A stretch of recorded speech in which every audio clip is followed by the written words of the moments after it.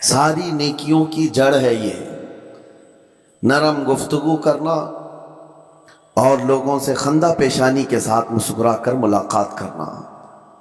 لیکن میرے عزیزو، یہ دو چیزیں بناوٹی تو بہت سارے لوگوں کے ساتھ آ سکتی ہیں، اخلاق تصنع جس کو کہتے ہیں، تکلف کے ساتھ بہت سارے لوگوں کے ساتھ آ سکتی ہیں، لیکن حقیقت میں جس انسان کی طبیعت میں یہ دو چیزیں ہونی چاہیے وہ کب سمجھ میں آتی ہیں؟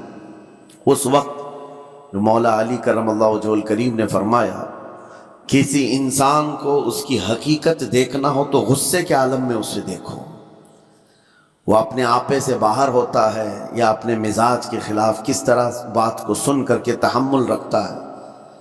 سب سے بڑا پہلوان وہ ہے جس نے اپنے غصے کو کنٹرول کیا اور اپنی زبان پر قابو پا لیا، ورنہ یہ وہ لمحہ ہے جب انسان پھٹ پڑتا ہے، جو دل کے اندر ہے سب کہہ جاتا ہے۔ آپ کو میں بتاؤں، نبی کریم صلی اللہ تعالیٰ علیہ وسلم کے عظیم اخلاق کریمہ، بخاری شریف کی حدیث ہے، حضور مسجد نبوی میں تشریف فرما ہے۔ اس وقت مسجد نبوی، آج ہو سکتا ہے آپ کے ذہن میں جو امیج ہے مسجد نبوی کی، بہت بڑی عالی شان مسجد، لیکن وہ زمانہ نبوی میں اس طرح کی نہیں ہے، کچی دیواریں تھیں، اوپر چھپر کے چھت پڑے ہوئے تھے اور مٹی کی زمین تھی۔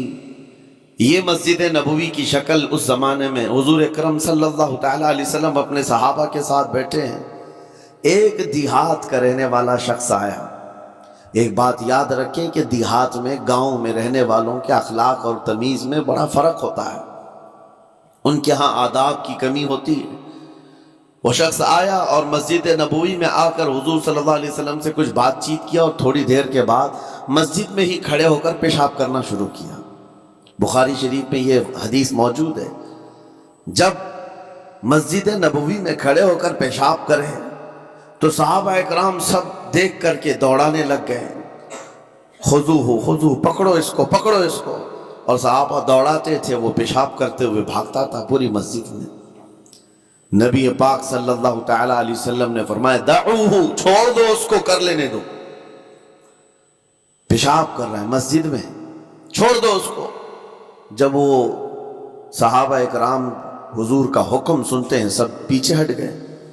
تھوڑی دیر کے بعد نبی کریم صلی اللہ تعالیٰ علیہ وسلم نے صحابہ سے فرمایا پانی کے ڈول بھر کر کے لائے جائیں۔ صحابہ سے ہی منگوایا، پانی کے ڈول بھر کر کے لائے گئے اور مسجد نبوی کے میدان میں فرش پر بہایا گیا اور صاف کیا گیا۔ اب وہ شخص نہایت ہی ڈرا سہما کھڑا تھا، میرے ساتھ کیا ہوگا پتہ نہیں، میں نے پیشاب کیا، اب مجھے یہ لوگ قتل کر ڈالیں۔ نبی کریم صلی اللہ تعالیٰ علیہ وسلم نے قریب بلایا اور فرمایا، نہایت نرم گفتگو کے ساتھ حضور فرماتے ہیں یہ اللہ کا گھر ہے، یہاں پیشاب نہیں پیشانیاں رکھی جاتی ہیں۔ بس یہ جملہ ہے، بخاری شریف میں موجود ہے، یہاں عبادت کی جاتی ہے۔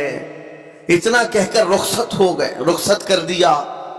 وہ دیہات سے آیا ہوا جو نوجوان تھا یا شخص تھا، باہر نکلتے ہی وہ کلمہ طیبہ پڑھ کر حضور کی غلامی میں شامل ہوا۔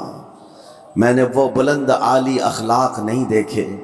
نبی کریم صلی اللہ علیہ وسلم کے بارے میں قرآن کہتا ہے فَبِمَا رَحْمَةٍ مِّنَ اللَّهِ لِنْتَ لَهُمْ، اللہ کی رحمت سے آپ لوگوں کے لیے نرم ہے، اس لیے لوگ آپ کے ارد گرد لگے ہوئے رہتے ہیں۔ وَلَوْ كُنْتَ فَضًّا غَلِيظَ الْقَلْبِ لَانْفَضُّوا مِنْ حَوْلِكَ، اے رسول اگر آپ سخت دل ہو جائیں تو پھر یہ سب چھٹ جائیں گے، آپ سے دور ہو جائیں گے۔ اس رسول کے لیے جب کہا گیا ہے کہ اگر آپ سخت ہو جائیں تو لوگ چھوڑ کر کے دور ہو جائیں گے، تو ہمارے اور آپ کے لیے کس قدر لہجے کی پابندی ضروری ہے۔ ہاں عزیزان گرام وقار، اپنی گفتگو، اپنے کلام، اپنی بات چیت سے آپ اپنے سلیقے بتاتے ہیں۔ گالی گلوچ کرتے ہوئے جن کی صبح شامیں ہوتی ہیں ان کو دیکھ کر کے ہی پہچان میں آ جاتا ہے کس گھر سے یہ تعلق رکھتا ہے، کہاں ان کی تربیت ہوئی ہے، کس طرح ان کے آداب سکھائے گئے۔ اسی لیے میرے عزیزو، بچوں کو آوارہ بھی نہ چھوڑ دینا کہ وہ اپنی زبان گلی کوچوں سے سیکھ کر کے جائیں۔ کل کو ہوگا یہ کہ اس کی زبان کی وجہ سے لوگ تمہیں تان و تشنی کریں گے، اس کا باپ ایسا ہوگا اس لیے بچہ ایسا